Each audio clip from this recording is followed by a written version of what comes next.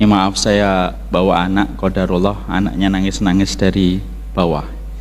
Inilah uniknya dan ramainya kalau punya banyak anak. Kamu anak keberapa, nak? Ini anak saya yang ke-7. Jadi saya kalau mau nyebut itu harus ngitung dulu. Bismillahirrahmanirrahim. Assalamualaikum warahmatullahi wabarakatuh. Innal hamdalillah wassalatu wassalamu ala Rasulillah wa ala alihi wa sahbihi wa man tabi'ahum bi ihsan ila yaumil qiyamah.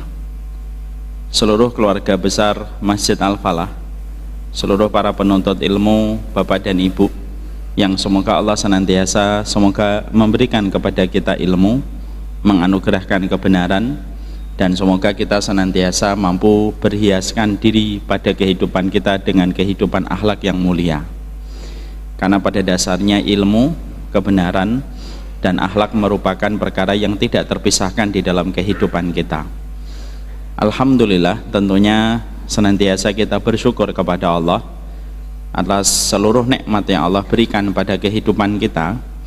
Terutama nikmat yang sangat kita syukuri adalah kenikmatan ketika kita diberikan oleh Allah sikap istiqomah di dalam proses kita beribadah kepada Allah, dalam proses taatnya kita kepada Allah. Karena sesungguhnya tidak ada pertolongan Allah yang paling besar kecuali adalah diberikan sikap istiqomah. Syekhul Islam mengatakan a'dhamul karamati luzumul istiqamati. Sesungguhnya pertolongan Allah yang paling besar yaitu kepada manusia ketika manusia diberikan karomah, yaitu adalah ketika manusia senantiasa diberikan sikap istiqomah. Karena sikap istiqomah menghantarkan manusia kepada husnul khatimah. Berapa banyak orang yang rajin tahajud di musim dingin tapi belum tentu rajin tahajud di musim panas. Berapa banyak orang yang mereka senantiasa rajin di dalam menuntut ilmu di musim semi, tapi belum tentu dia rajin menuntut ilmu di musim gugur. Karena sesungguhnya kita faham, sejatinya kita mengerti, sesungguhnya beribadah kepada Allah itu bukan di satu musim, tapi beribadah kepada Allah itu melewati banyak musim, sampai kita berjumpa dengannya dalam kondisi kita melakukan ketaatan. Makanya siapapun yang telah diberikan istiqamah, maka dia telah mengumpulkan kebaikan dunia dan akhiratnya. Kebaikan dunia pada ibadah tidak akan pernah sempurna sampai kita memiliki istiqamah, dan kebaikan akhirat pun tidak akan pernah kita dapatkan sampai kita mendapatkan istiqamah sampai pada wafatnya dan kematian kita. Makanya tidak ada doa yang paling sering dipanjatkan oleh baginda Nabi SAW kecuali doa yang paling sering itu setidaknya dua. Kalau kita melihat dalam dua riwayat yang pertama dari Anas bin Malik, riwayat yang kedua datang dari Ummu Salamah. Kalau kita melihat dari riwayatnya Anas bin Malik, tidak ada doa yang paling sering diucapkan oleh Nabi kecuali adalah Rabbana atina fid dunya hasanah wa fil akhirati hasanah wa qina adzabannar. Tapi kalau di dalam riwayatnya Ummu Salamah, maka doa yang paling sering dipanjatkan oleh Nabi yaitu adalah Allahumma ya muqallibal qulub sabbit qalbi ala dinika. Ya Allah yang memutarbalikkan hati, tetapkanlah di atas hatiku di atas agamamu. Saking seringnya Nabi mengucapkan doa ini sampai Ummu Salamah mengatakan kepada Rasulullah, ya Rasulullah, kenapa engkau banyak sekali mengucapkan doa ini dalam setiap pintamu dan doamu kepada Allah? Maka pada saat itu Rasulullah menjawab, inna quluba bani adama baina isba'ini min asabi'ir rahman yusarrifuhu kaifa yasha. Sesungguhnya hati manusia itu berada di antara jari jemarinya Allah, dan Allah memutarbalikkan hati itu kepada hamba yang Allah kehendaki. Maka mintalah kepada Allah supaya hati kita dibolak-balikkan oleh Allah di dalam kebaikan agama dan senantiasa diberikan oleh Allah istiqomah di dalam ketaatan. Inilah yang menjadikan kita bersyukur betul. Setidaknya kita masih diberikan istiqomah di dalam perjalanan kita menuntut ilmu sampai pada kesempatan hari ini, dan tidak ada tempat bagi kita bersyukur kecuali hanyalah kepada Allah. Semoga setiap pencapaian ibadah kita Semoga setiap pencapaian ketaatan kita tidak menjadikan kita merasa ujub, tidak menjadikan kita merasa kiber atas apa yang telah kita capai dan apa yang telah kita lalui. Karena ujub ataupun kesombongan pada ibadah yang telah kita lakukan, maka itulah yang menggelincirkan manusia dari ketaatan sesaat sebelum dia meninggal dunia. Makanya sering kita jumpai berapa banyak orang yang taat di dalam kehidupan mereka, tetapi justru matinya naas dan tragis dalam kondisi murtad, padahal dikenal sebagai orang yang begitu taat di awal kehidupan mereka. Kenapa ada orang yang taat tetapi justru berakhir dengan tragis murtad? Karena salah satunya dia merasa ujub dengan dirinya. Makanya inilah yang menjadikan kita senantiasa memohon kepada Allah, syukur kita kepada Allah atas seluruh ketaatan kita, dan semoga kita tidak menjadi sombong atas ibadah yang telah kita lakukan. Kalau satu waktu tiba-tiba setan menyergap hati kita lalu mengatakan kepada kita, lihat sekarang ibadahmu, lihat sekarang sunnahmu, lihat sekarang perjalanan hijrahmu, di mana setan menyergap kita untuk menjadi sombong atas ketaatan dan ibadah kita. Maka contohlah Ibnu Taimiyah ketika beliau disergap dengan perasaan sombong dan ujub, maka yang dilakukan oleh beliau adalah meruqyah hatinya, menepuk dadanya dengan membaca salah satu ayat di dalam surat Al-Fatihah, Iyyaka na'budu wa iyyaka nasta'in. Ya Allah, kami menyembah kepadamu dan sesungguhnya kami meminta pertolongan kepadamu. Kenapa Ibnu Taimiyah, ulama besar dengan seluruh pencapaian ilmunya yang luar biasa, yang hari ini namanya begitu harum sampai kepada kita ribuan tahun setelah beliau wafat, maka sesungguhnya kenapa beliau membacakan ayat di dalam perasaan beliau ketika mulai timbul rasa ujub dan rasa sombong? Karena beliau ingin memberikan kesadaran pada hatinya dan pikirannya, ibadah kita ya itu tidak akan pernah kita mampu lakukan kecuali karena pertolongan dari Allah. Nah, inilah yang menjadikan kita senantiasa bersyukur kepada Allah dalam setiap apapun yang kita lakukan, dalam setiap ketaatan yang kita kerjakan. Semoga Allah memberikan kepada kita seluruh kebaikan istiqamah dalam perjalanan kita sampai kita berjumpa dengan Allah. Ada salah satu bapak-bapak di sini pernah tanya kepada saya, Ustadz, bagaimana dengan kondisi orang yang saya jumpai sepanjang hidupnya dia tidak pernah melaksanakan sholat, sepanjang hidupnya tidak pernah melakukan sholat, lalu pada satu waktu dia umroh, setelah pulang dari umroh tidak lama setelah itu dia wafat. Kami menyolati atau tidak? Saya tanya, setelah umroh sholat atau tidak sholat? Maka dikatakan setelah beliau mencari berita, ternyata beliau setelah umroh langsung menjadi orang yang kembali melaksanakan sholat. Itulah harga mahal dari sebuah rahmat Allah, dan terkadang Masya Allah, Allah memberikan itu di ujung kehidupan manusia. Ada orang sepanjang hidupnya kafir, tapi sesaat sebelum meninggal dunia dia beriman.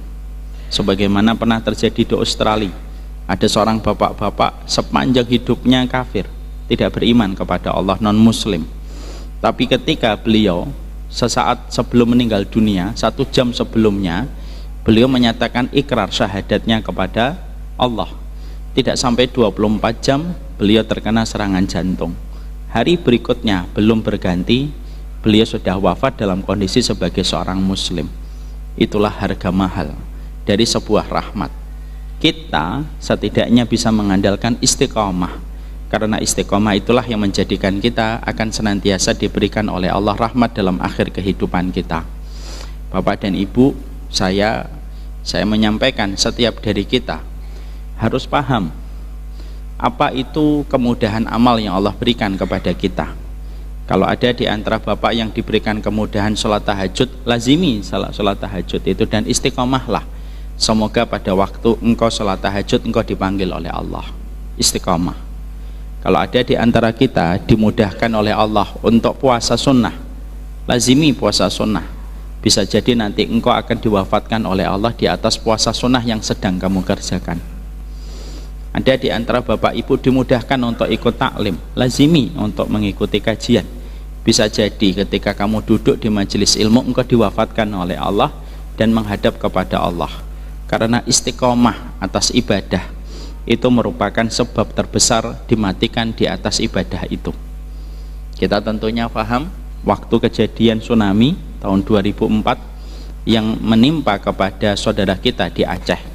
Ada di antara kisah nyata yang disampaikan relawan. Ada jenazah yang ditemukan di sebuah tempat lokasi satu rumah dalam kondisi masih memakai mukena.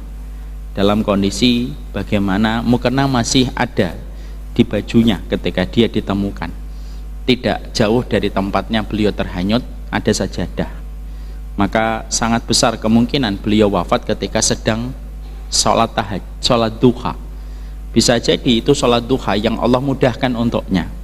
Dilazimi sholat duha itu sampai pada saat ketika tsunami Allah gerakkan dan Allah kirimkan. Beberapa menit sebelumnya Allah gerakkan kakinya dia untuk sholat duha. Pada waktu sholat duha itulah beliau diwafatkan oleh Allah. Kita akan dimatikan sesuai dengan kebiasaan amal kita. Makanya pastikan kita tahu apa yang Allah mudahkan amal untuk kita. Karena setiap kemudahan amal untuk kita itu beda-beda.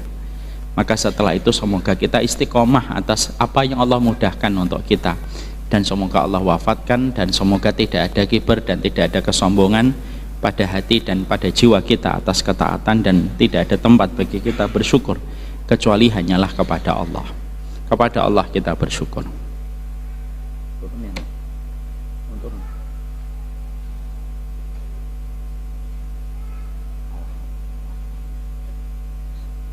Alhamdulillah.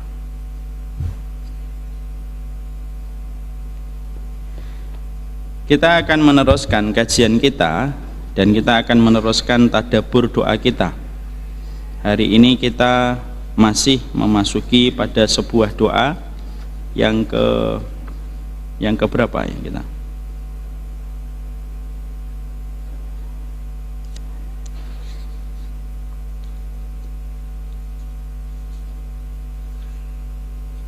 Yang ke-20. Mari kita lafadzkan doanya bersama-sama terlebih dahulu pada surat Ali Imran ayat yang ke-9. Rabbana innaka jami'un nasi liyaumil la raiba fih innallaha la yukhliful mi'ad. Sudah hafal doanya? Tidak usah dijawab Pak, takutnya mengecewakan hati saya dan bersedih. Semoga sudah hafal. Kita tentunya akan melanjutkan perjalanan kita untuk memberi tadabbur kita pada doa yang ada pada surat Ali Imran ayat yang ke-9. Tentunya kita memahami betul salah satu di antara fungsi ketika kita berdoa dengan doa pada surat Ali Imran ayat yang ke-9, yang pertama, supaya kita senantiasa dimantapkan hatinya oleh Allah, bahwasanya selalu kita yakin kepada Allah Subhanahu wa ta'ala, bahwasanya pasti ada hari pembalasan dalam kehidupan kita pada fase setelah kehidupan kita setelah kematian. Banyak orang yang mereka dulunya beriman kepada hari akhir, tapi belum tentu pada waktu mendekati kematiannya dia beriman kepada hari akhir. Banyak orang yang mereka asalnya beriman dengan sepenuh hati kepada hari akhir, tapi perjalanan waktu menggelincirkan dia dari keimanan dia kepada hari akhir. Padahal beriman kepada hari akhir itu memberikan kepada kita banyak energi dan banyak kekuatan untuk melakukan kebaikan dan memberikan energi kepada kita untuk meninggalkan kemaksiatan. Kalau bukan karena iman kita kepada hari akhir, mungkin tidak akan ada orang yang istiqomah di dalam sedekah yang dia berikan. Kalau tidak ada iman kepada hari akhir, mungkin tidak ada laki-laki yang menahan diri dari perbuatan yang haram, dari perbuatan zina, kalau bukan karena imannya kepada hari akhir. Karena sesungguhnya iman kepada hari akhir itu merupakan tali kendali besar pada kehidupan manusia. Karena sesungguhnya manusia terkadang tidak bisa diatur dengan peraturan, kadang tidak bisa dikendalikan dengan undang-undang, tapi manusia itu terkadang begitu mudah diatur ketika dia beriman kepada hari akhir, di mana dia paham bahwasanya hari akhir itu merupakan hari pengadilan, yang akan mempertanggungjawabkan seluruh apa yang telah dia perbuat di dalam kehidupan. Makanya kita kalau menghadapi masalah dengan orang, lalu kita sudah kehilangan harapan untuk mendapatkan keadilan pada persoalan kita dan konfliknya kita kepada manusia ketika kita didolimi, biasanya fitrah hati kita akan gampang mengatakan, saya tunggu dalam pengadilan Allah nanti. Kamu boleh hari ini tersenyum, kamu boleh hari ini lepas dari jeratan hukum, tapi kamu tidak akan pernah lepas dari pengadilan Allah. Itu menunjukkan kepada kita fitrahnya manusia itu tahu betul bahwasanya keimanan kepada hari akhir itu memberikan pundi-pundi kebaikan dalam kehidupan kita. Ini yang sudah kita pelajari. Yang kedua yang kita pelajari itu adalah bagaimana kita mempelajari tentang apa sih yang terjadi pada kehidupan kita di hari Allah mengumpulkan kita. Dan kemarin pada waktu pertemuan kita yang terakhir kita membahas apa yang terjadi ketika setiap manusia nanti dikumpulkan oleh Allah pada hari yang tidak perlu diragukan, yaitu hari ketika kita dikumpulkan di padang mahsyar.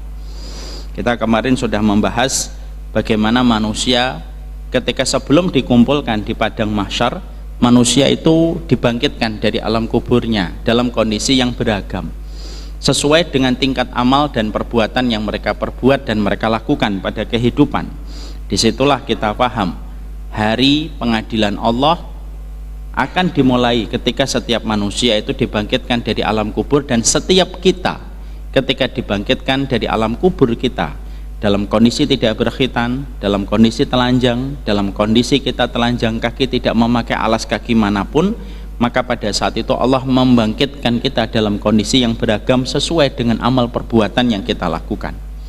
Ada yang dibangkitkan dalam kondisi sempoyongan sebagaimana kerasukan setan, mereka yang senantiasa memakan riba sampai dia mati memakan riba itu dan dia tidak kunjung bertobat atas riba yang dia makan. Ada yang dibangkitkan dalam kondisi matanya tertutup buta, dan dia begitu kesulitan untuk dikumpulkan dalam kehidupan di hari padang mahsyar ketika pada hidupnya selalu cuek terhadap setiap perintah dan peringatan yang Allah turunkan di dalam kehidupan. Ada pula yang dibangkitkan dalam kondisi tersenyum, orang yang mati syahid, lalu dibangkitkan dalam kondisi tenang, darahnya mengucur dari tubuhnya akibat luka yang dia dapatkan dari medan peperangan ketika membela kalimat Allah. Tidak ada rasa ketakutan, tidak ada rasa khawatir di wajahnya. Dia menatap begitu tenang kehidupan ketika dikumpulkan di padang mahsyar, walaupun itu merupakan sebuah kondisi yang mencekam. Allah berikan ketenangan karena ketakutan yang dia berikan dan dia rasakan ketika dulunya berjuang kepada Allah, maka ketakutan yang pernah dia rasakan ketika berjuang membela kalimat Allah memberikan kepada mereka sebuah ketenangan ketika mereka dikumpulkan di padang mahsyar. Makanya Masya Allah ikhwan, makanya kalau boleh kita menyampaikan tentang riwayat ini, kita akhirnya paham orang-orang Palestina, orang-orang Syam khususnya, itu mereka adalah bangsa pilihan. Karena sesungguhnya salah satu di antara barokahnya kehidupan di tanah Syam itu apa? Menjadikan setiap orang merasakan ketakutan ketika mereka diberikan oleh Allah takdir di tempat itu melawan bagaimana jahatnya orang Yahudi, dan semua ketakutan yang mereka rasakan ketika mereka menjaga wilayahnya Allah. Karena tanah Syam itu merupakan tanah iman, maka seluruh ketakutan yang mereka rasakan ketika mereka mendapatkan serangan itu dibalas oleh Allah dan tidak dikurangi oleh Allah sedikit pun. Orang yang takut karena Allah ketika di dunia, tepat ketika mati dia akan merasakan ketenangan. Tapi orang yang mereka dalam kondisi tenang ketika mereka bermaksiat kepada Allah dan melawan Allah, mereka justru ketakutan ketika mereka mati. Karena Allah sendiri yang berfirman dalam hadis qudsi, wala ajma ala abdi khaufaini wa amnaini. Aku, kata Allah, tidak mungkin mengumpulkan 2 kali aman dan 2 kali takut pada kehidupan manusia. Orang yang takut kepadaku ketika di dunia, aku jadikan tenang ketika dia mati.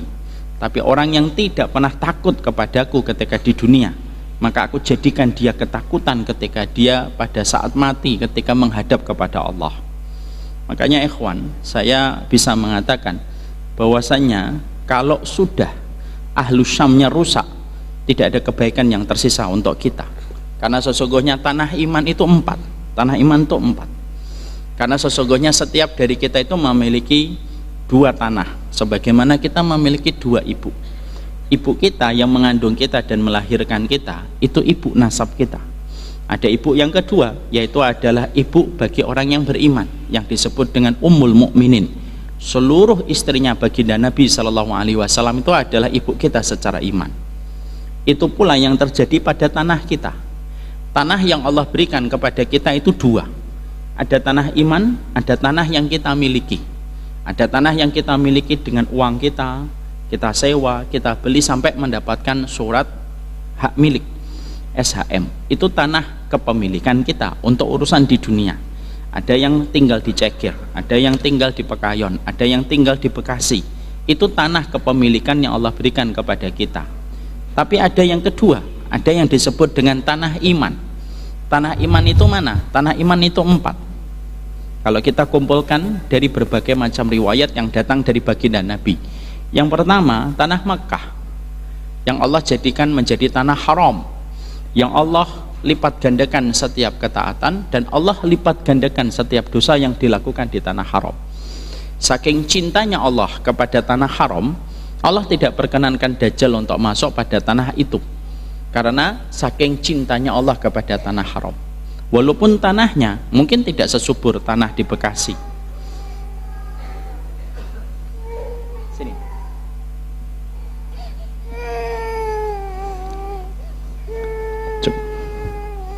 Cup nak.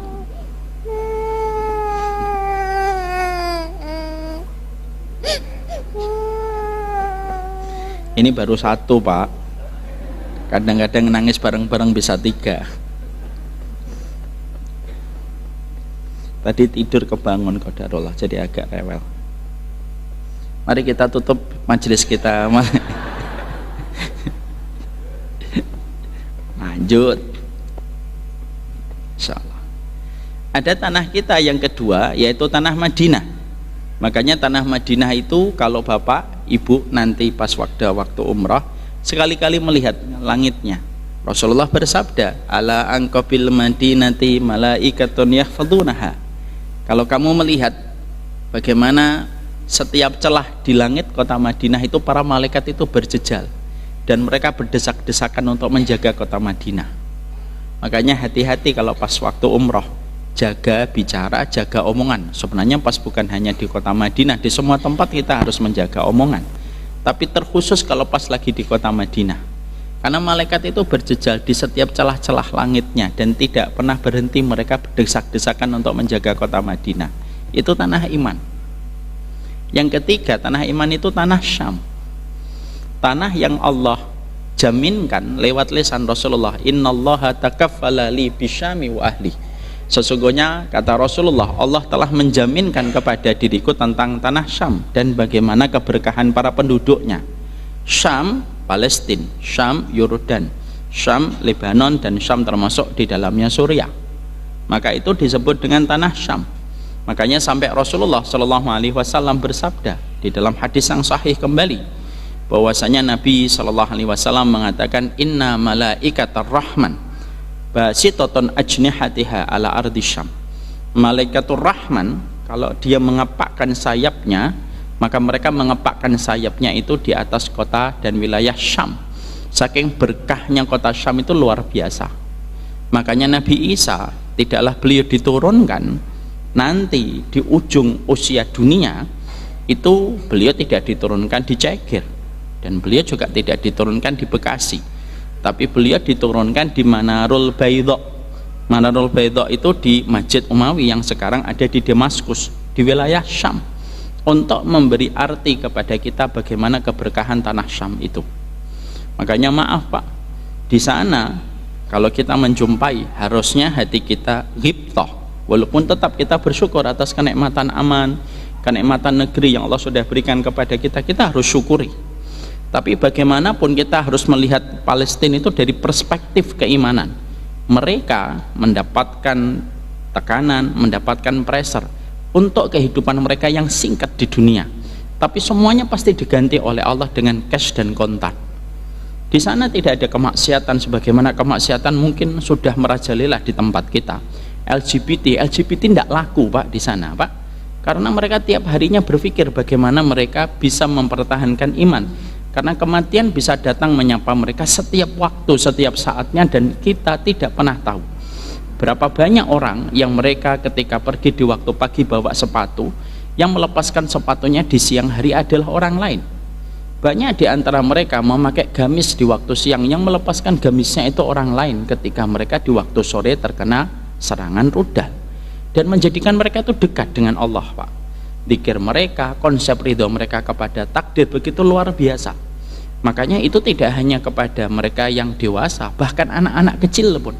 Kalau Bapak hari ini mendapatkan sosial medianya, melihat kabar yang kita jumpai di masyarakat Palestina, kita jumpai sampai anak-anaknya pun mereka ridho kepada Allah, dan mereka tidak pernah menggugat takdir atas apa yang mereka rasakan pada kehidupan mereka, untuk memberi arti kepada kita. Sesungguhnya orang-orang yang mereka diwafatkan dalam kondisi menjaga wilayah Syam, maka sesungguhnya mereka itulah yang akan dibangkitkan oleh Allah dalam kondisi tenang.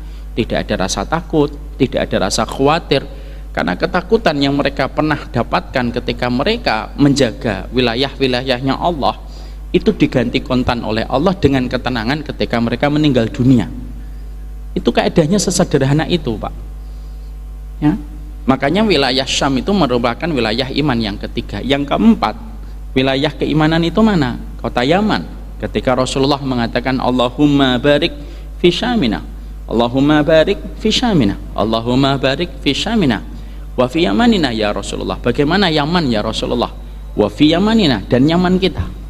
Itu menunjukkan bahwasanya Yaman yang terkenal dengan kelembutan hatinya, sebagaimana mereka memiliki hati sebagaimana burung merpati, maka itu pun dipuji oleh Rasulullah dan didoakan oleh Rasulullah. Ini tanah iman Pak, ada 4 ini. Dan disinilah nanti terjadinya semua kejadian besar di akhir zaman itu di 4 tempat ini. Terjadinya malhamah kubra, ya semuanya berpusat di sini. Yang itu menunjukkan kepada kita betapa besarnya kedudukan tanah 4 itu dalam kehidupan iman kita kepada Allah. Makanya maaf ya, kalau kita tidak ngerti masalah yang betul-betul terjadi di sana, tidak usahlah kita banyak bicara kalau memang tidak kita fahami. Kita harus mengerti ahlul madinati adra bimadinatiha. Penduduk satu negeri itu yang paling tahu tentang kondisi yang menimpa kepada mereka. Kita dari jauh, kalau hanya sekelas ustadz, sekelas LC, tidak usahlah banyak bicara, apalagi ustadzmu juga masih ini. Tahanlah bicara, minimal kita tidak banyak berbicara yang melampaui batas ketika kita tidak mengerti masalah yang sedang terjadi. Termasuk kebodohan yang tercela itu adalah orang yang bicara tentang masalah Palestina, dia tidak paham tentang masalah Palestina, tidak pernah menginjakkan kaki di kota Palestina, tapi seakan-akan dia ulama besar yang membahas tentang masalah Palestina. Ini loh yang membuat saya itu kadang-kadang susah memahami karakter orang semacam ini. Makanya inilah yang menjadikan kita minimal adalah kita memberikan loyalitas kita kepada tanah Syam. Apakah Israel bisa dikalahkan Ustaz? Apakah Yahudi bisa dikalahkan Zionis ini? Kita bisa mengatakan bahwasanya tidak ada pesta yang tidak usai, tidak ada kemenangan kecuali tidak ada satu kejayaan satu negeri kecuali pasti akan mengalami penurunan, pasti.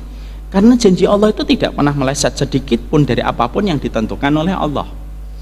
Makanya akhirnya kita memahamkan betul, sesungguhnya ketika kita memahami apa yang terjadi di wilayah Syam, yang kita lakukan adalah memberikan loyalitas, memberikan edukasi yang benar supaya masyarakat itu paham dan supaya masyarakat itu mengerti apa yang sedang terjadi.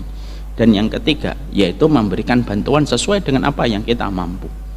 Kalau ada suara-suara sumir yang mengatakan alah bantuanmu tidak nyampe, kalaupun terjadi sebuah proses ketidakamanan tidak akan mengurangi pahala kita misalnya, dan kita berlindung semoga itu tidak terjadi. Tapi kita mengharapkan bahwasanya semoga betul-betul semua bantuan yang kita berikan itu nyampe kepada mereka, dan sesungguhnya itulah yang akan menjadikan kita bersyukur betul. Membantu wilayah Syam itu termasuk salah satu di antara keutamaan yang kita dapatkan melalui penjelasan dari sabda Rasulullah SAW. Makanya kembali ke tadi, ada yang nanti dibangkitkan dalam kondisi tenang, mengucur darah dari bagian tubuhnya yang terluka, lalu dia berjalan dalam kondisi tidak ada rasa khawatir, tidak ada rasa takut. Dia berjumpa dan akhirnya berkumpul di hadapan Allah. Siapa ini? Orang yang mereka mati syahid ketika mereka memberikan kekuatan terbaiknya untuk membela kalimat Allah. Dan sesungguhnya ini merupakan salah satu di antara puncak kebaikan manusia. Maaf Bapak dan Ibu, semua manusia itu merasakan sakaratul maut. Hatta Nabi pun merasakan sakaratul maut. Siapa yang tidak merasakan sakaratul maut? Itu cuma satu, orang yang mati syahid. Mereka tidak merasakan sakaratul maut. Hatta Rasulullah pun merasakan sakaratul maut. Ini bukan berarti bahwasanya derajat syuhada mengalahkan derajat Nabi. Enggak. Kenapa Nabi merasakan sakaratul maut?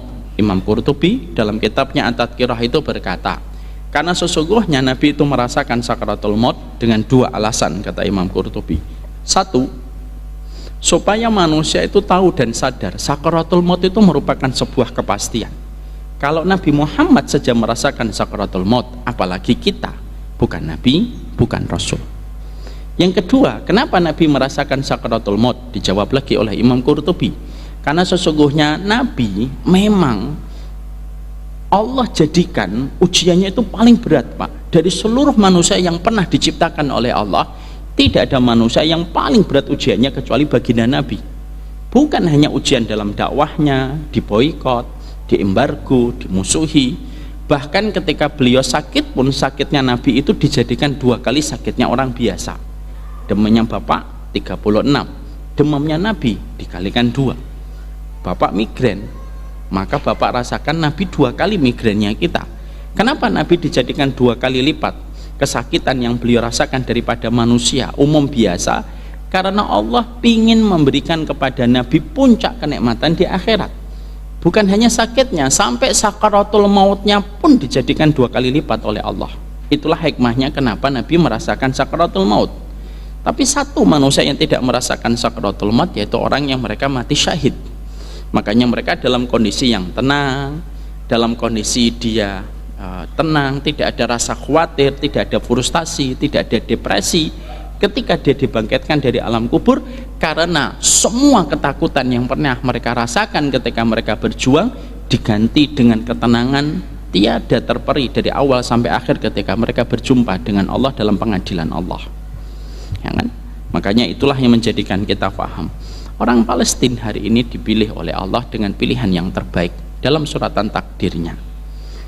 Yang kedua, nanti setelah ada yang dibangkitkan mereka dalam kondisi tenang, ada pula yang mereka nanti dibangkitkan oleh Allah dalam kondisi dibangkitkan oleh Allah itu dalam kondisi kaki sebagai kepala, kepala daji kaki, yaitu adalah orang-orang yang mereka kufur kepada Allah. Ada yang dibangkitkan dalam kondisi bertalbiyah, Pak. Ada orang yang nanti ketika dibangkitkan dari kuburnya langsung mengatakan labbaik Allahumma labbaik labbaik la syarika laka labbaik. Begitulah dia ketika dibangkitkan tepat dari kuburnya sampai nanti di pengadilan Allah, barulah dia ketika jumpa dengan Allah talbiyahnya berhenti. Jadi ayat yang ada di dalam surat An-Naba, la yatakallamuna illa man adina lahur rahman wa qala sawaba. Allah menyampaikan di dalam surat An-Naba, la yatakallamun, tidak ada satupun manusia yang bisa bicara kalau hari kiamat, hari mahsyar sudah ditegakkan, illa man adina lahur rahman, kecuali orang yang diizinkan oleh Allah. Termasuk orang yang diizinkan oleh Allah untuk bicara ketika dibangkitkan dari alam kubur itu siapa?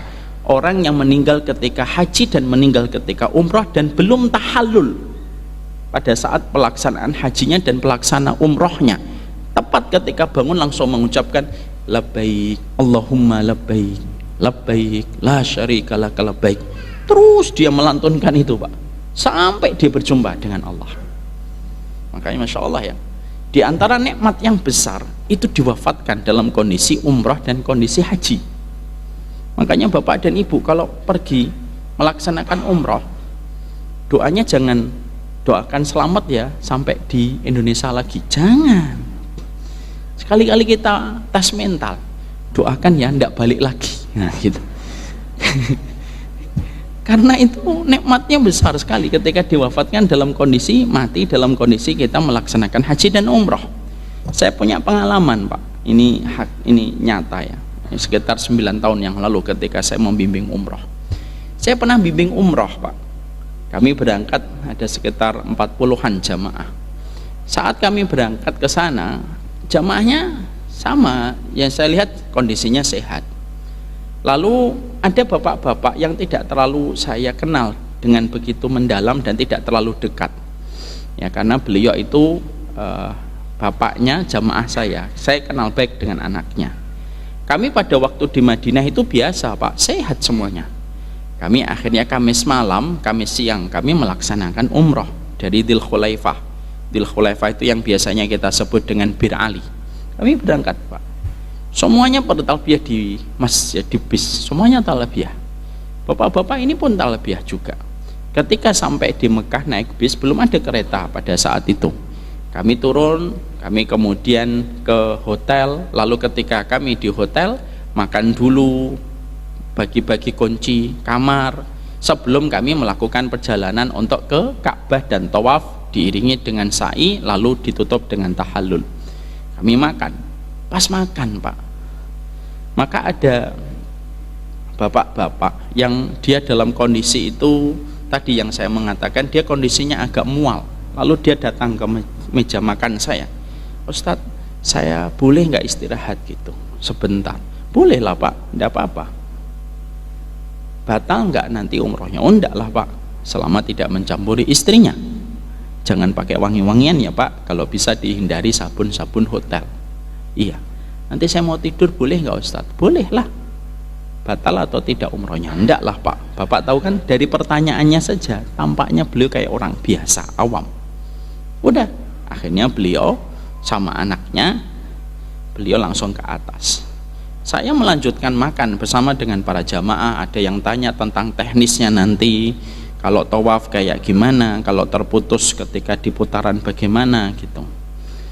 Tidak lama setelah itu, 20 menitan ketika kita sedang bersiap-siap, saya sedang mengkondisikan, tiba-tiba ada yang turun dari lift, Pak, dengan mata sembab, air mata, lalu berkata, Ustadz, kelihatannya Bapak wafat.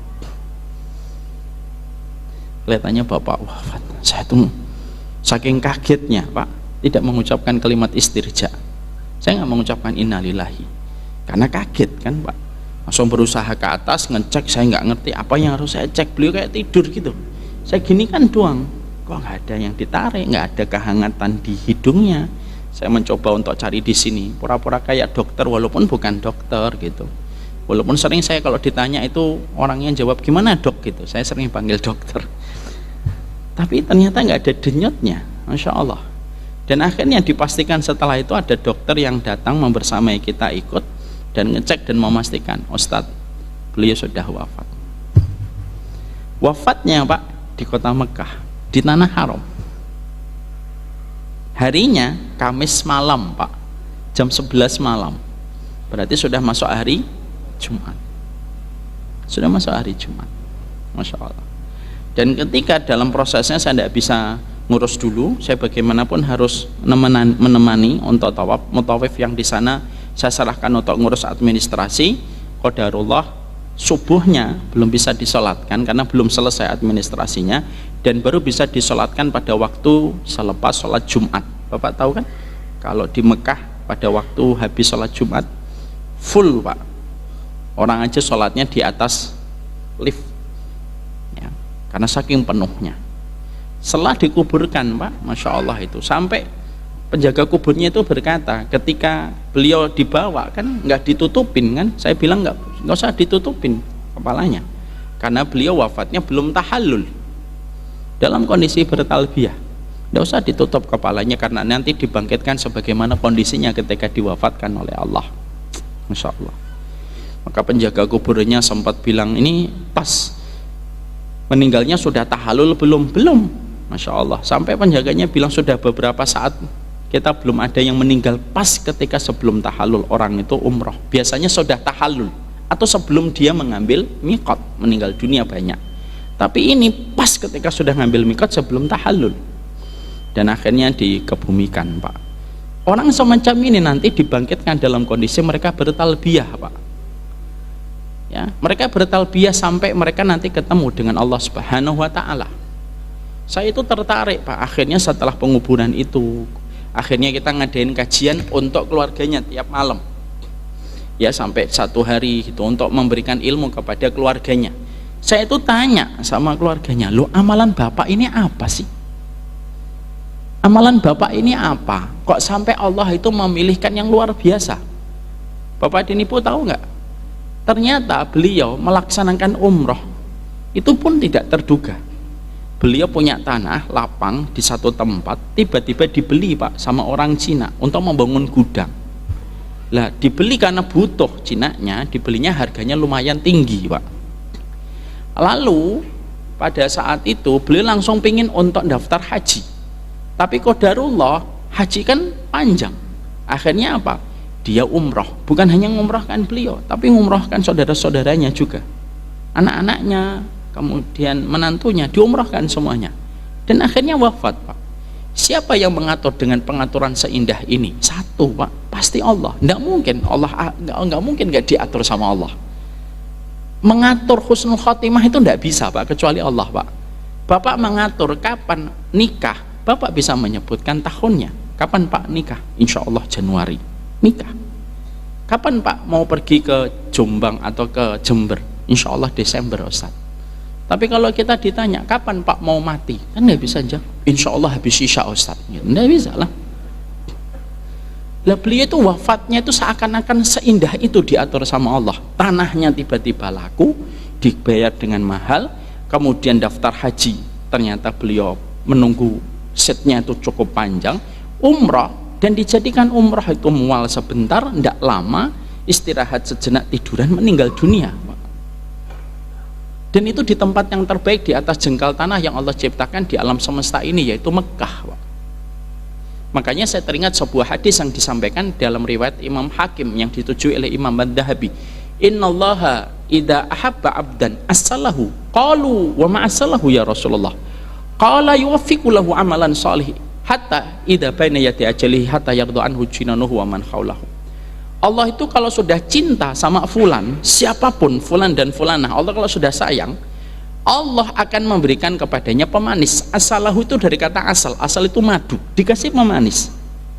Para sahabat nanya, wa ma asalahu ya Rasulullah, madunya itu artinya apa? Kenapa orang yang Allah cintai dikasih madu ya Rasulullah? Nabi lalu menjawab, gini loh maksudnya, kenapa Allah ngasih madu orang yang Allah cintai? Kalau ada orang yang Allah cintai berjalan pada hidupnya, lalu dia mendekati kematiannya, dan yang tahu hanya Allah semata kapan orang itu akan meninggal dunia, itu yang tahu hanya Allah. Karena malaikat maut pun nggak akan tahu Pak kapan ajalnya kita, kecuali sampai Allah yang memerintahkan. Ketika Allah tahu fulan ini akan meninggal dunia, maka Allah akan yuwaffiqu lahu amalan sholih. Yuwaffiqu amalan sholih itu apa?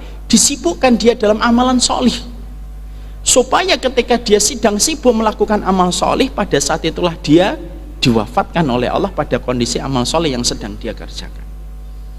Artinya ada orang yang asalnya jalan, disuruh duduk baca Quran, pada saat baca Quran dia wafat. Ada orang yang asalnya tidak ada rencana umrah, diumrahkan langsung oleh Allah, pada saat umrah dia diwafatkan oleh Allah. Ada orang yang asalnya jalan ke sana kemari, tiba-tiba Allah ngarahkan sholat duha, kamu sholat duha, dia kena serangan jantung pas sholat duha. Yang asalnya mungkin pergi ke sana kemari kayak di mana itu di Jakarta Selatan ada bapak-bapak sholat taraweh Pak, dijadikan sholat taraweh kamu, pas sholat taraweh dia meninggal dunia. Ada lagi wali kota Bandung Mang Odet, bagaimana beliau hari Jumat masuk kamu ke masjid Pak, hari Jumat sholat sunnah Pak, kena serangan jantung. Siapa yang ngatur? Allah Pak. Dan itu salah satunya tidak bisa didapatkan kecuali satu, orang yang Allah cintai. Orang kalau sudah dicintai sama Allah, Allah atur penutup harinya itu dengan kematian, husnul khatimah. Nah ini, mari kita lanjutkan nanti habis salat isya. Wassallallahu ala nabiyyina Muhammad walhamdulillahirabbil alamin. Assalamualaikum warahmatullahi wabarakatuh. Bismillah. Assalamualaikum warahmatullahi wabarakatuh.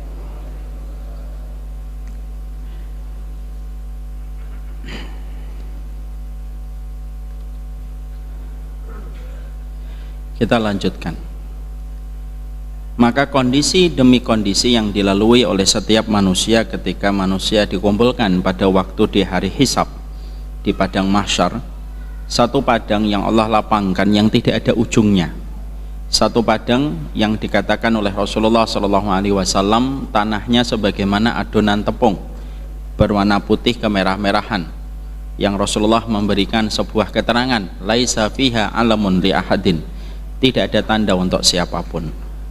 Maka pada saat itulah ketika manusia sudah mulai dibangkitkan dan akan dikumpulkan semua manusia di dalam kehidupan alam mahsyarnya, maka tidak ada satupun manusia yang mampu berkata-kata sepatah kata pun kecuali diizinkan oleh Allah. Menggeser kaki sekalipun tidak akan mungkin dilakukan oleh manusia pada saat itu kecuali mereka diizinkan oleh Allah. Itulah makna dari sebuah ayat yang kita sering baca di dalam surat Al-Fatihah, Maliki Yaumiddin. Allah itu memiliki secara total hari pembalasan, sehingga tidak ada satupun manusia yang bergerak kecuali semuanya menunggu apa yang Allah izinkan untuknya. Kita Pak di dunia dan Ibu, kita ini kalau merasakan gerah, sebagaimana beberapa hari ini kita diuji oleh Allah dengan cuaca yang terik sekali. Kalau tidak salah hari ini 37 atau 38, kalau di Bekasi kelihatannya 38, di Ceger mungkin 39, saya tidak tahu. Maka kita harus senantiasa ihtisab kepada Allah. Kalau merasakan panas itu ihtisab itu, saya ridho ya Allah dan saya ambil ini sebagai pahala untuk kami. Maka sesungguhnya ketika pada manusia itu mereka dikumpulkan oleh Allah Subhanahu wa taala dalam kondisi yang semacam itu, mereka akan dikumpulkan dalam kondisi mereka dikumpulkan oleh Allah dalam kondisi yang beragam. Maka pada saat itulah manusia nanti akhirnya menghadap kepada Allah di satu padang yang begitu luas. Dan saya sudah menyampaikan, berdirinya masing-masing dari kita kelak pada waktu diberdirikan oleh Allah, kita berdiri selama jangka waktu 40 tahun, arba'ina sanatan syakhisatan abasarahum ila sama. Kata Rasulullah, kamu seluruh manusia akan dikumpulkan oleh Allah pada waktu di padang mahsyar, kepalamu mendongak ke atas dan kamu akan berdiri selama 40 tahun menunggu giliran satu persatu untuk diperiksa oleh Allah dengan pemeriksaan yang tidak ada satupun yang terlewatkan dan terluputkan dalam pengadilan Allah. Maka pada saat itulah seluruh peristiwa demi peristiwa disampaikan oleh Rasulullah detail di dalam kehidupan hadisnya dan detail di dalam kehidupan riwayat-riwayat yang beliau sampaikan. Di antaranya nanti kita akan menjumpai bagaimana setiap manusia ketika dikumpulkan dalam kondisi matahari didekatkan oleh Allah. Ini sudah sering kita dengarkan dari waktu kecil. Sebagaimana yang dikatakan oleh Rasulullah, dikatakan oleh Rasulullah SAW, tudna syamsu minal ardi fayughraqun nas.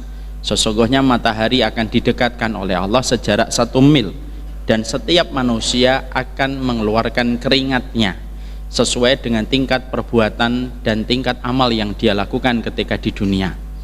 Ada yang mengeluarkan keringatnya hanya sebatas pada mata kakinya, ada yang mengeluarkan keringat sampai ke lututnya, ada yang mengeluarkan keringat sampai pinggulnya, dan ada pula yang mereka ditenggelamkan oleh keringatnya sampai dia termegap-megap untuk menghadap kepada Allah dalam kondisi keringat itu membanjiri dan menenggelamkan dia dalam kondisi kesakitan.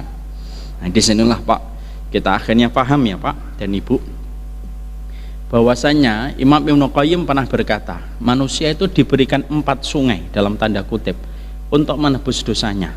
Kalau tidak kita pergunakan 3 yang di dunia, pasti kita akan menggunakan yang keempat di akhirat, dan menggunakan yang keempat itu perih dan menyiksa. Apa 4 sungai yang sejatinya ini menggugurkan dosa? 1, sungai tobat yang kita berikan pada waktu kita di dunia, mengingat dosa kita lalu kita bertobat, maka tobat kita ibaratnya air sungai yang menghilangkan kotoran kita. 2, mata sungai ketaatan kita dan kebaikan kita yang kita niatkan untuk menghapuskan dosa. Tadi kita sholat isya lalu kita niatkan untuk mengganti kemaksiatan yang kita lakukan hari ini, maka sesungguhnya kebaikan itu menghapuskan dosa-dosamu dan kemaksiatanmu. Yang ketiga, setiap musibah yang kita jumpai, setiap kesedihan yang pernah kita rasakan, setiap kekecewaan yang kita sikapi dengan ridho, itu pun menggugurkan dosa.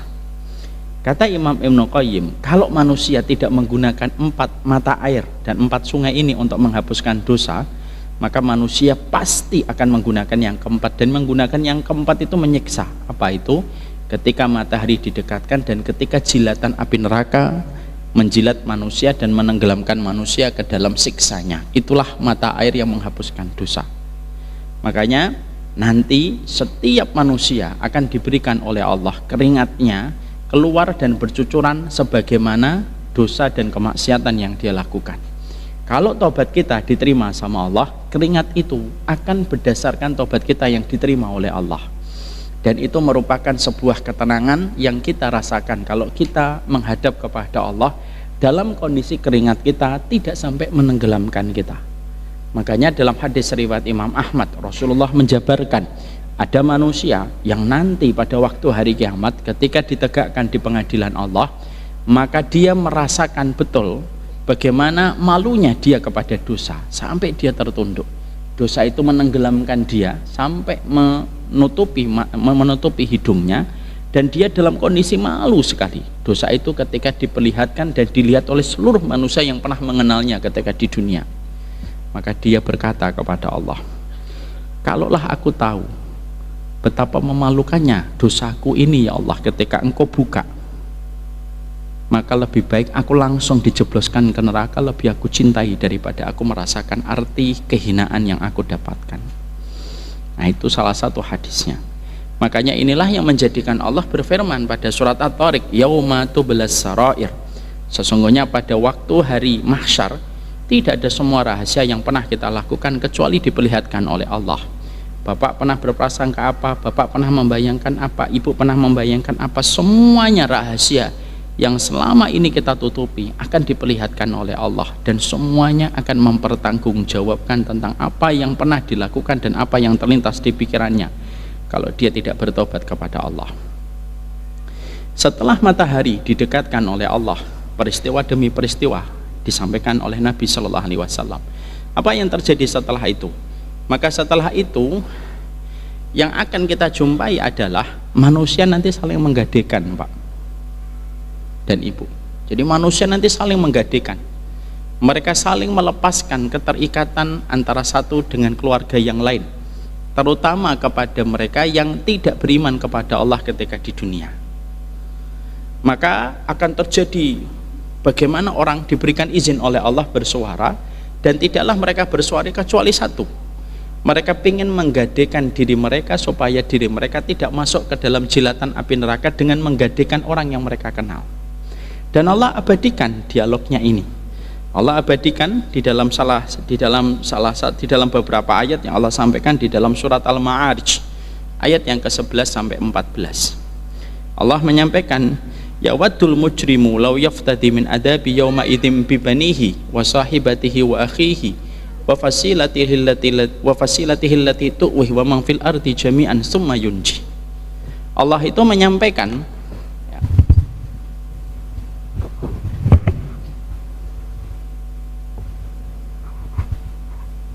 Allah lalu menyampaikan di dalam surat Al-Ma'arij ayat yang ke-11 sampai ayat yang ke-14, ya waddul mujrimu law yaftadi min adabi yawma idzin bi banihi wa sahibatihi wa akhihi wa fasilatihi allati tu'wih wa man fil ardi jami'an summa yunji.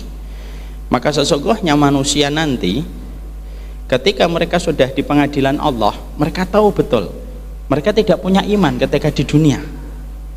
Orang-orang yang mereka tidak memiliki iman ketika di dunia, mereka nanti akan ribut mengatakan, ya Allah, ini bapakku, ini ibuku, ini suamiku, ini istriku, ini keturunanku, ini kolegaku, dan ini semua orang yang pernah aku kenal ketika di dunia.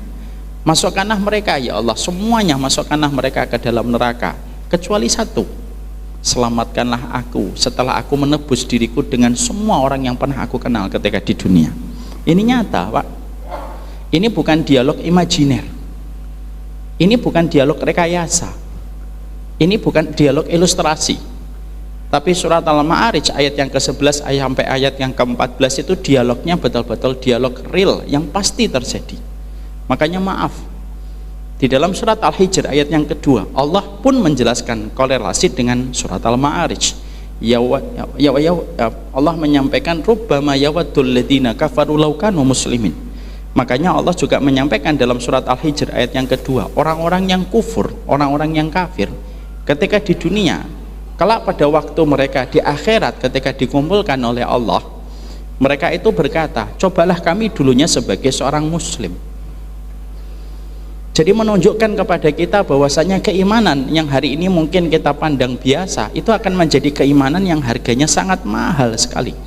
Makanya akhirnya peristiwa pertama yang terjadi ketika seseorang di padang mahsyar, yaitu ketika seseorang melepaskan keterikatan antara dirinya dengan keluarganya, dirinya dengan keluarga besarnya, dirinya dengan kolega besarnya, untuk menebus diri mereka supaya mereka tidak terjilat api neraka.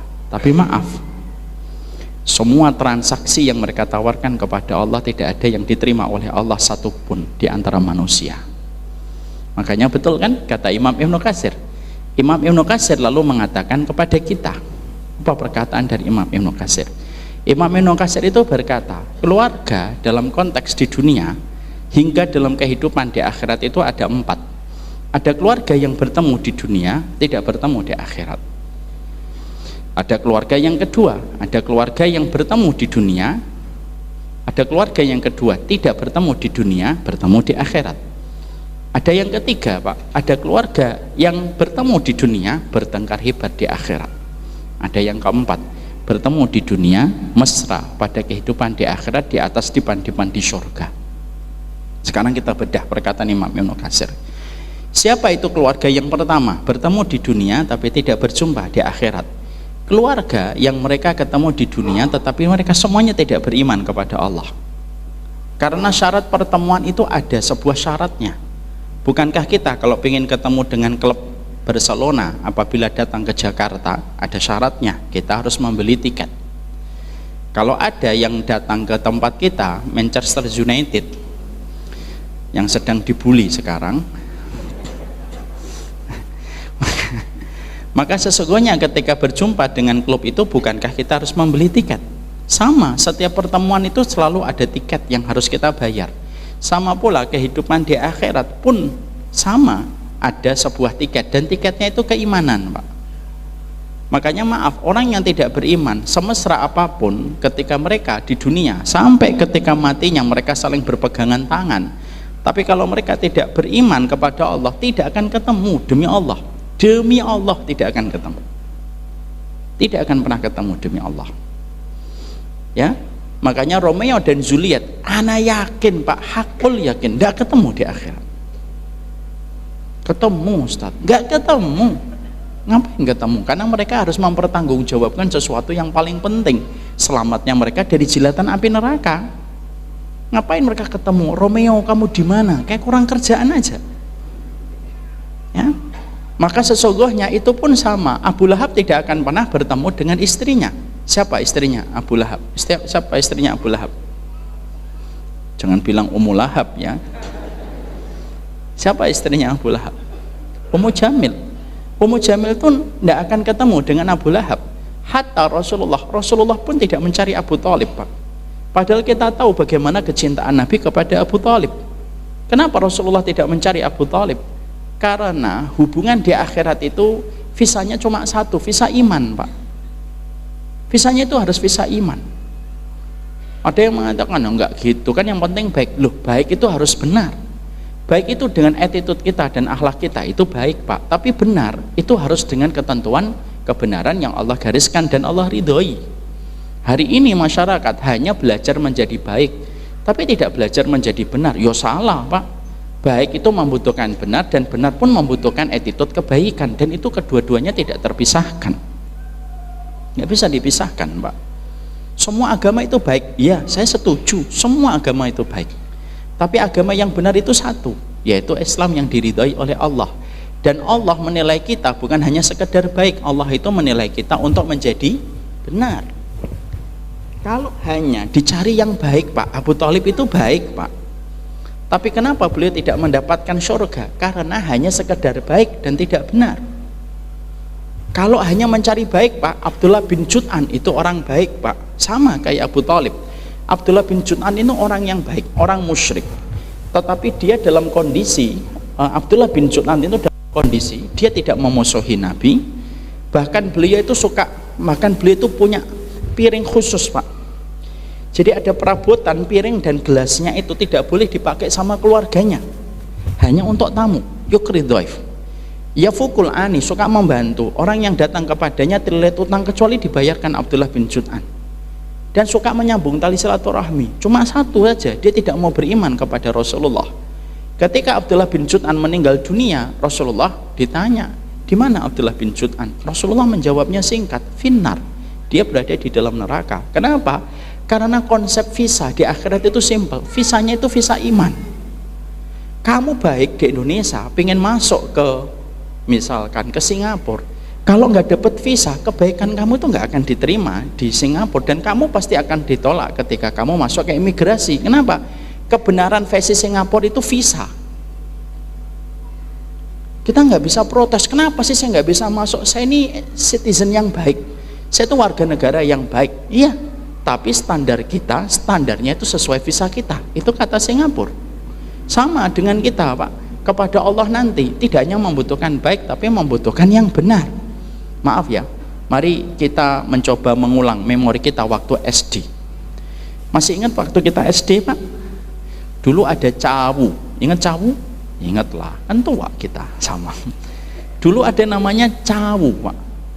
Setiap ada guru ketika ngasih kita pertanyaan lewat ujian cawu, apa yang terjadi? Biasanya itu gini, ada naskah misalkan, Budi pergi ke sekolah jam 6.30. Nanti bawahnya ada pertanyaan. Jam 6.30 Budi pergi kemana? Pilih jawaban yang baik dan benar. Betul atau tidak? Pilihannya apa? Ada 4. A. Ke pasar. B. Ke masjid. C. Ke sekolah. D. Ke sungai. Empat-empatnya jawabannya baik atau tidak baik? Baik, Pak. Masjid baik. Ya. Lapangan baik, sungai juga baik, tapi yang dibutuhkan jawaban bukan hanya baik, harus benar. Benarnya itu apa? Sesuai naskah. Sesuai naskah. Nggak bisa mengatakan Budi pergi ke sungai, lalu ketika disalahkan dia protes, kok salah?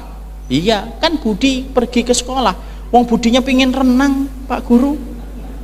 Ya nggak bisa, nak, kamu harus ngikutin kamu harus ngikutin sesuai naskah. Sebenarnya sama, Pak. Makanya Allah sampaikan di dalam surat Al-Ma'arij itu menjadi perenungan untuk kita. Ustadz, apakah seorang ibu akan menggadaikan anak?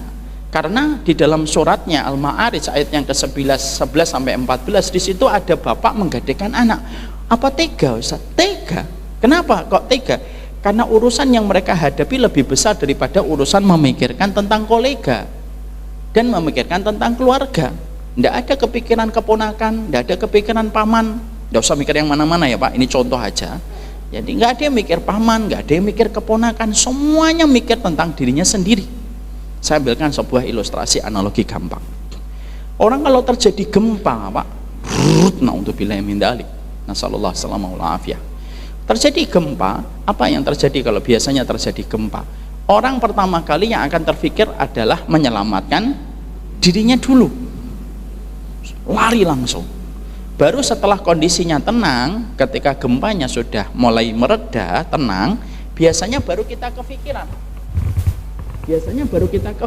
Loh, anak saya mana?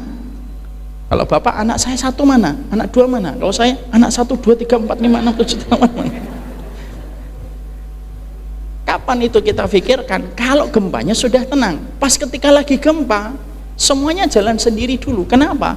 Ketika kondisi genting, darurat, tidak ada yang difikirkan manusia kecuali dirinya sendiri. Contoh, ada tabrakan, Pak, mobil dengan mobil. Kecepatan mobil sudah tidak bisa dikendalikan. Yang paling tahu kondisi akan tabrakan itu biasanya sopir. Dalam sepersekian detik, apa yang dilakukan sopir? Melindungi dirinya dulu. Dia tutupin kepalanya, dia tutupin mungkin badannya yang vital, dia tutupin dulu, Pak. Nanti kalau sudah terjadi benturan, crash, duar gitu, nasallallahu alaihi wasallam. Maka setelah dia masih sadar, dia akan lihat anak saya mana, istri saya bagaimana. Tapi kenapa pas akan terjadi benturan dia tidak terfikir? Karena kondisi berat menjadikan dia amnesia terhadap lingkungan sekitar, Pak. Paham sampai di sini? Kalaulah gempa, kalaulah kecelakaan saja bisa menjadikan seseorang itu tidak memikirkan siapapun kecuali dirinya sendiri. Urusan akhirat itu a'dzam. Urusan akhirat itu jauh lebih besar daripada urusan itu. Makanya akhirnya surat Al-Ma'arij nanti itu betul-betul berlaku, Pak. Makanya akhirnya orang itu nanti akan saling mendebat. Ada istri ngomong, saya istrinya dia. Kalau tidak beriman, mereka saling tidak mengenal, Pak, di hadapan Allah. Mereka tidak saling mengenal di hadapan Allah. Makanya itulah yang menjadikan seluruh para ulama salaf sampai berkata, kenapa hutang kita kepada baginda Nabi lebih besar daripada hutang kita kepada ibu? Karena baginda Nabi yang mengenalkan kita tentang iman, Pak. Karena keselamatan akhirat kita tergantung dengan apa yang kita ikuti dari ajaran Nabi. Dan itu betul-betul luar biasa yang terjadi pada saat ketika manusia pertama kali dikumpulkan. Peristiwa yang pertama nanti adalah mereka saling melepaskan dan mereka tidak saling mengakui kalau mereka tidak beriman kepada Allah. Siapa keluarga yang kedua yang tadi dikatakan Imam Ibnu Katsir? Ada keluarga yang tidak ketemu di dunia, ketemu di akhirat. Contoh, kakek dengan cucu tidak ketemu di dunia, Pak, karena kakeknya keburu meninggal, tapi sama-sama beriman, ketemu kembali, sebagaimana yang kita jumpai di dalam surat At-Tur 21. Ada yang ketiga, yang mereka ketemu di dunia bertengkar di akhirat, itu yang ada di dalam surat Az-Zukhruf 67. Dan ada pula yang ketemu di dunia bercengkrama di akhirat, sebagaimana surat At-Tur 21 kembali. Maka pertama kali itulah yang menjadikan kita mengerti, terjadilah sebuah upaya untuk saling melepaskan kalau mereka itu tidak beriman kepada Allah dan Rasulnya. Makanya betul kata Rasulullah, ad-dunya jannatul kafir. Sesungguhnya dunia itu merupakan surganya bagi orang yang kufur kepada Allah. Ya, itu merupakan bagian dari penjelasan Nabi. Kenapa? Ya sudah, memang di dunia ini tempat mereka untuk mendapatkan apa yang mereka mau. Di akhiratnya tidak ada sama sekali balasan bagi mereka.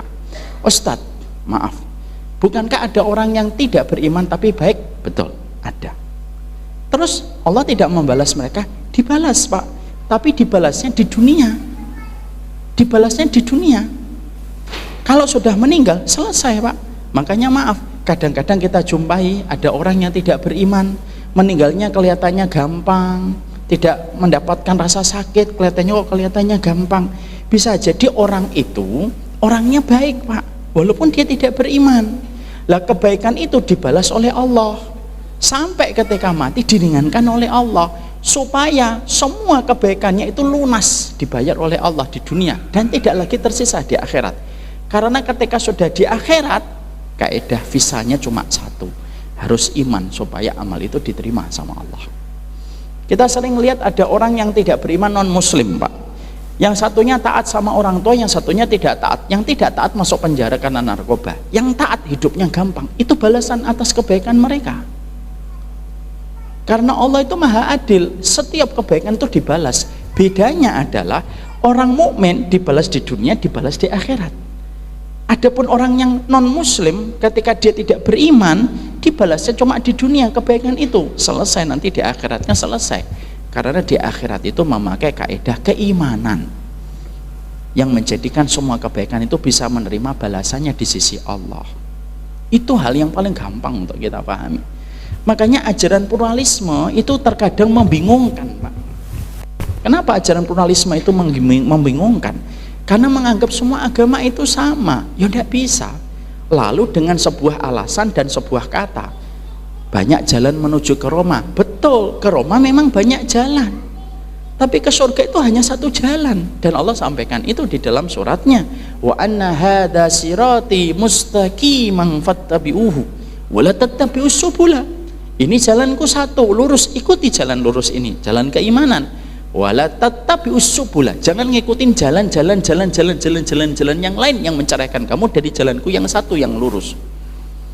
Kita tidak bisa pakai logika, Pak. Kadang kita ini harus paham, iman itu tetap nomor satu, dan iman itu mencapai apa yang tidak bisa dicapai oleh logika. Nggak semuanya bisa kita kalkulasi dengan akal. Gini loh Ustadz, semua orang itu bisa masuk surga, ibaratnya 10, ada yang 7 tambah 3, ada yang 5 tambah 5, ada yang 6 tambah 4, itu hitung-hitungan. Dalam konsep keimanan tidak bisa. Semua itu butuh proses pengakuan. Saya pinter misalkan, IQ saya pinter, encer saya misal. Terus kalau saya tidak mendaftar di UI, walaupun IQ saya sama dengan anak UI, tapi kalau saya tidak mendaftar UI, bisa nggak saya mengaku sebagai alma mater UI? Tidak bisa, Pak. Kapan saya bisa mengakui sebagai alma mater UI, alumninya? Kalau kamu daftar, kamu ngikutin seluruh tahapan, kamu diterima, baru kamu bisa mengakui alumni alma mater UI. Sama pula, Pak, dalam konsep keimanan semacam itu. Dan itu yang terkadang hari ini tuh menjadi sangat buram, karena banyak orang yang penting baik. Betul, baik itu penting banget, Pak, tapi benar itu juga sama pentingnya. Nabi sebelum menjadi Rasul itu baik, tapi setelah 40 tahun beliau naik ke Gua Hira dan menerima wahyu, itu proses Nabi menjadi benar, Pak. Sebelum 40 tahun Nabi itu baik, Nabi itu baik, tidak ada yang meragukan kebaikan Nabi. Wong sampai kita bisa membayangkan psikologi orang Arab kalau punya barang berharga, ingin melakukan safar ke Syam atau melakukan safar ke Yaman, lu nitipnya sama baginda Nabi. Kalau ibarat orang hari ini kayak bank, Pak, tempat titipan, Pak, dan barang-barang berharga yang dititipkan. Kalau tidak terpercaya, tidak mungkin Nabi itu mendapatkan gelar Al-Amin, sebuah gelar yang dikatakan oleh para mu'arrikhin itu ahli sejarah, gelar yang tidak pernah diberikan kepada seseorang sebelum Nabi Muhammad, dan gelar yang tidak lagi diberikan kepada siapapun setelah Muhammad. Itu proses Nabi jadi baik. Tapi setelah beliau menerima ayat yang Allah turunkan, disitulah beliau menerima keimanan untuk disampaikan kepada seluruh manusia. Disitulah posisi Nabi dari baik menjadi benar, Pak.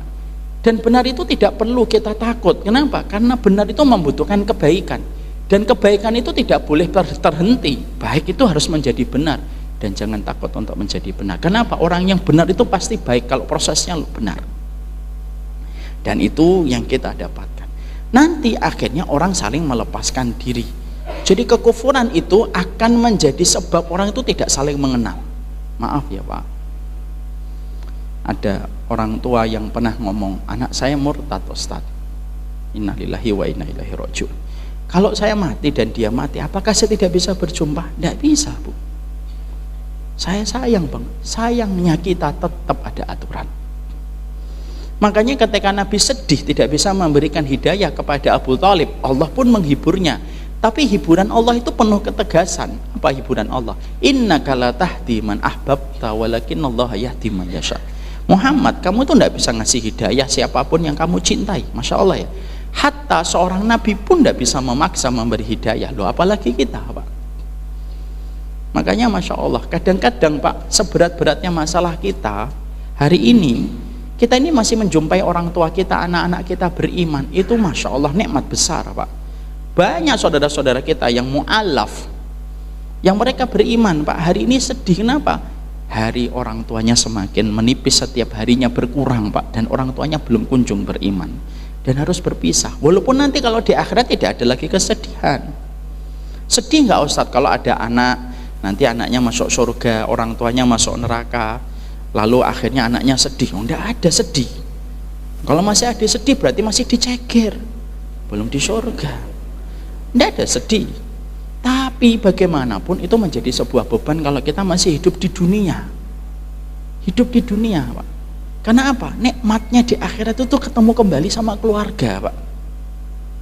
Ya, mati itu mengerikan memang. Tapi mati itu dalam sisi perspektif yang lain. Meninggal itu ada perspektif yang positif, Pak. Apa? Kematian itu mempertemukan kita dengan anggota keluarga kita yang telah mendahului kita ketika meninggal lebih dulu, Pak. Itu kematian, Pak. Bapak tahu apa yang dikatakan oleh Imam Qurtubi? Imam Qurtubi bercerita, salah satu di antara hal yang dilakukan orang ketika di dalam kubur itu apa? Ruh orang yang mendapatkan nikmat kubur itu akan menemui ruh-ruh yang baru datang selama mendapatkan sama-sama kenikmatan kubur. Contoh nih, ibu saya meninggal 8 tahun, bapak saya meninggal 3 tahun yang lalu. Maka ketika bapak itu wafat dan ibu wafat 6 tahun sebelumnya, kalau mereka sama-sama mendapatkan kenikmatan kubur, ibu saya nemuin bapak. Apa yang dilakukan? Tanya kabar tentang keluarga di dunia yang terputus kabarnya semenjak mereka meninggal. Kabar anak kita gimana, Pak? Anaknya berapa sekarang? Kenapa kok nanya semacam itu? Karena semenjak di alam barzah itu mereka terputus kabar dari kondisi kehidupan orang di dunia, Pak. Namanya barzah. Barzah itu tembok yang tidak bisa ditembus, itu namanya barzah. Makanya maaf, nggak ada namanya ruh bergentayangan, itu nggak ada. Lu kok sempet-sempetnya gitu bergentayangan tuh ya ngapo gitu. Barzah itu sudah diatur sama Allah. Dan kenikmatan di barzah itu apa? Ketemu kembali dengan anggota keluarganya yang telah mendahului dia. Itu nikmatnya di kubur, Pak. Maka kita berpikir terbaliknya, mafhumul mukhalafahnya. Gimana sedihnya manusia kalau di alam barzah ketemu dengan saudara, tidak ketemu dengan saudaranya yang telah mendahului dia. Ternyata yang lebih mendahului dia itu tidak berada dalam nikmat kubur, tapi berada pada adab kubur. Makanya sesenang sesedih-sedihnya kita masih sedih teman-teman kita yang hari ini masuk Islam tapi orang tuanya belum masuk Islam, Pak. Karena mereka akan berpisah itu. Rasulullah berpisah dengan Abu Thalib. Abu Thalib. Walaupun Abu Thalib itu termasuk orang yang paling diringankan dari neraka, ditempatkan di permukaan neraka, tapi Nabi tidak berjumpa dengan Abu Thalib. Kalau sudah hari kiamat, Pak, Maliki Yaumiddin, itu kata-kata Allah jelas itu. Kenapa Allah kalau sudah akhirat itu Malik Yaumiddin? Karena semuanya kekuatan itu mutlak miliknya Allah, Pak. Geser kaki itu nggak bisa, geser kaki doang itu nggak bisa. Padahal geser kaki itu apa sih beratnya? Kita kalau tadi natasawuf kita mau sholat isya, geser kaki itu kan gampang. Iya Ustaz. Mana dalilnya Ustaz? Hadis riwayat Bukhari, la tazulu qadama abdin hatta yus'al an arba'in. Kamu nggak bisa geser kakimu sampai kamu ditanya 4 hal. Lu ditanya dulu baru bisa geser kaki, Pak. Jadi kondisi itu mencekam, frustasi demi frustasi, itu betul-betul luar biasa. Setelah itu selesai Ustaz? Belum. Setelah orang-orang kafir mereka saling melepaskan diri mereka, Allah susulkan dengan keterangan berikutnya, yaitu di dalam surat Az-Zukhruf. Di dalam surat Az-Zukhruf 67 Allah menyampaikan, al-akhillau yawma idzin ba'duhum li ba'din adu illal muttaqin. Setelah tadi surat Al-Ma'arij 11-14 slide-nya diputar selesai ini, diputar lagi, Pak, datang lagi surat Az-Zukhruf 67 menggantikan slide sebelumnya. Apa itu slide di dalam surat Az-Zukhruf 67? Al-akhillau yawma idzin ba'duhum li ba'din adu illal muttaqin. Berapa banyak orang yang saling mencintai kelak pada waktu hari kiamat, mereka itu saling bermusuhan kecuali orang yang bertakwa. Allah itu menyebut di awal surat Az-Zukhruf 67 dengan kata al-akhilla. Al-akhilla itu apa? Cinta yang betul-betul dalam, itu namanya akhilla. Kalau bahasa anak muda hari ini, soulmate. Kita sama istri, istri sama suami, anak dengan ibu. Itu semuanya nanti pada waktu di padang mahsyar, ketika setiap orang kafir mereka saling melepaskan dirinya, peristiwa berikutnya apa di sisi yang lainnya? Orang-orang yang dulu ketika mereka menjadi keluarga saling mencintai, tapi tidak pernah berkata dan tidak pernah mengingatkan tentang hari berbangkitnya manusia, mereka dibangkitkan dalam kondisi saling bermusuhan, Pak. Istri tidak mau dijadikan kambing hitam, dia akan menyalahkan suaminya. Saya tidak pakai hijab, ya suami saya dong, ya Allah, dia yang membiarkan saya tidak memakai hijab. Anak ketika ditanya, lima zanaita, kenapa kamu zina? Lu orang tua saya kok biarin saya kok. Kenapa kamu ateis? Kenapa kamu agnostik? Kenapa kamu sekuler? Orang tua saya yang ngasih pendidikan saya itu kok. Saya nggak kenal engkau, itu kan orang tua saya, ya Allah. Itu semuanya pertengkaran itu semuanya dituangkan oleh Allah, dijelaskan oleh para ulama. Pertengkaran yang tadi saya sebutkan itu bukan imajiner, itu betul-betul pertengkaran nyata, Pak.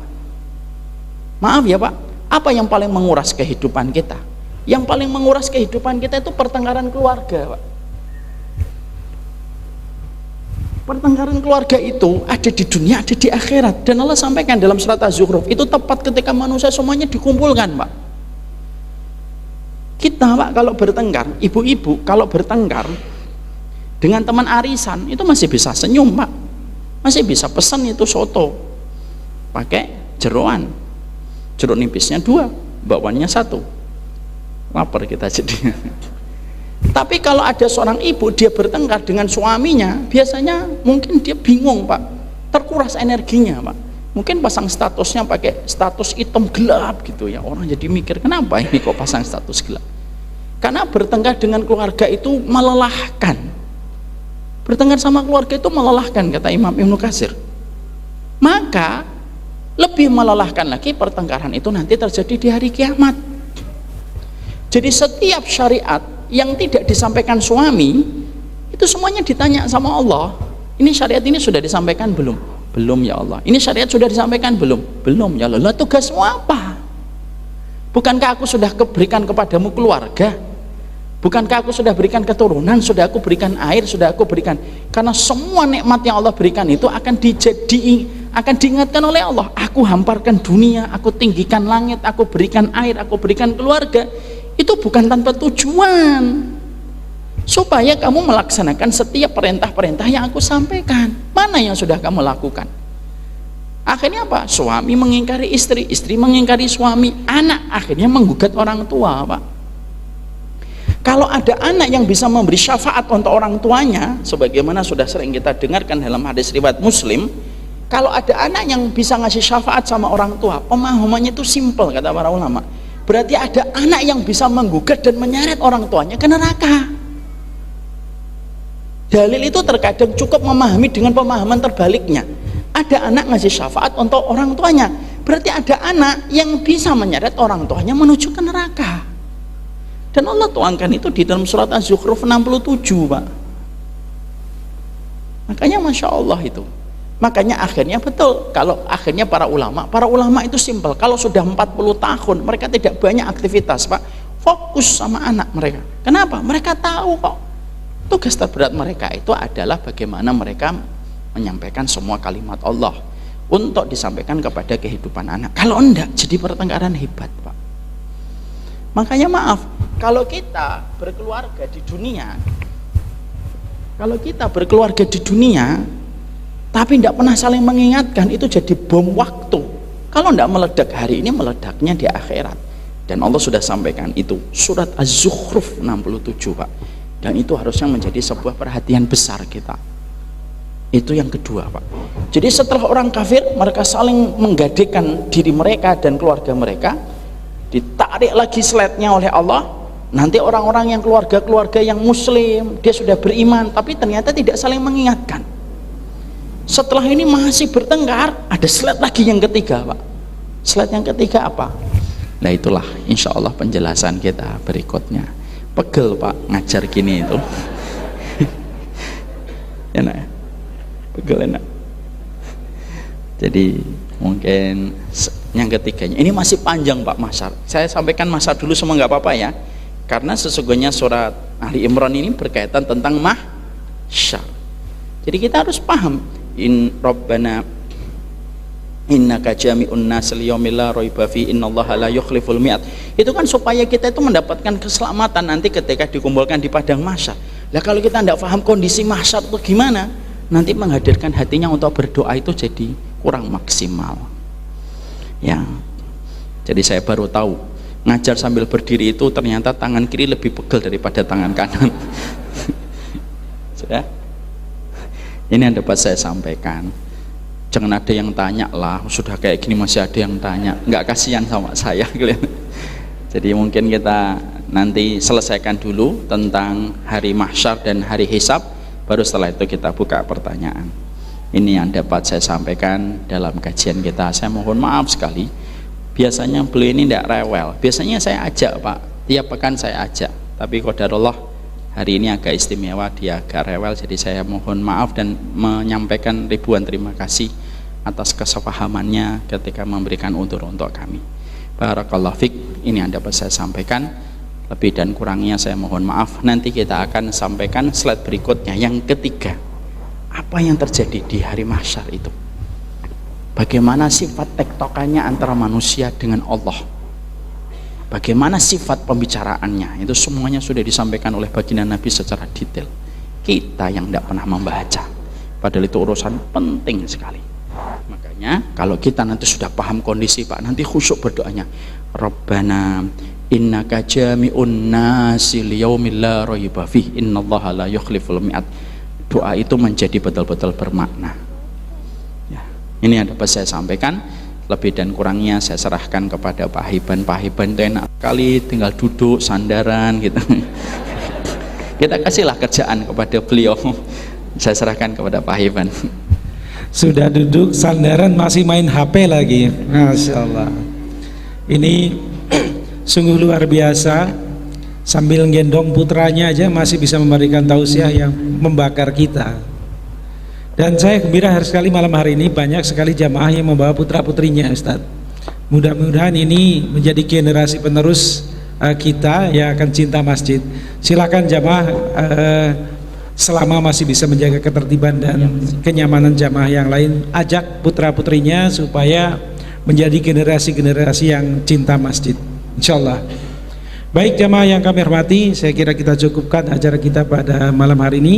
Insyaallah Rabu pekan depan kita ketemu lagi. Bagi yang ingin mengajukan pertanyaan silakan ditulis dulu pertanyaannya. Nanti akan kita kumpulkan pada saat sesi tanya jawab akan kami sampaikan kepada Ustadz. Mari kita tutup kajian ini dengan lafal hamdalah bersama-sama.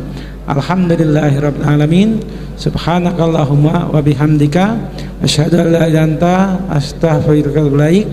Mari kita doakan semoga Ustadz Umar Mita senantiasa diberikan kekuatan, kesehatan dan kelancaran di dalam menjalankan aktivitas dakwahnya.